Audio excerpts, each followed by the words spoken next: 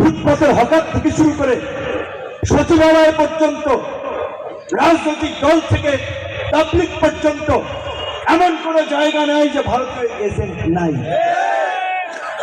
1971 সালে আমরা একটা স্বাধীন সার্বভৌম ভূখণ্ড পেলেও গত 53 বছরে আমরা ভারতের আধিপত্য এবং আগ্রাসন থেকে আমাদের রাজনৈতিক অর্থনৈতিক স্বাধীনতা আমরা পাই নাই।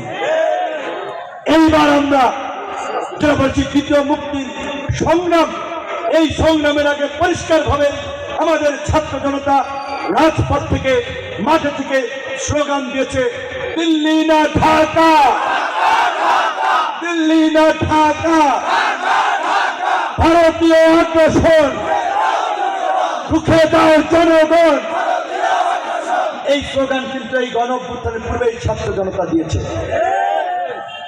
দিল্লির দাসত্ব থেকে মুক্তি লড়াই আমরা বিজয় লাভ করেছি, কিন্তু দিল্লি এবং আওয়ামী লীগের ষড়যন্ত্র এক অভিন্ন, তাদের ষড়যন্ত্র কিন্তু থেমে নাই।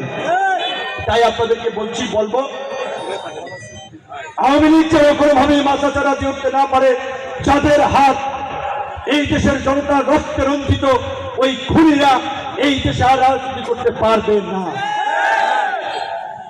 গণ অধিকার পরিষদের পক্ষ থেকে আমরা মনে করি দেশের যে বর্তমান সংকট, এই সংকট নিরসনে আগামীতে কোনো একক দলের সরকার নয়, নির্বাচন হোক কিংবা যে প্রক্রিয়ায় সরকার হোক, সেই সরকার হতে হবে সকল দলের প্রতিনিধিত্বশীল সরকার।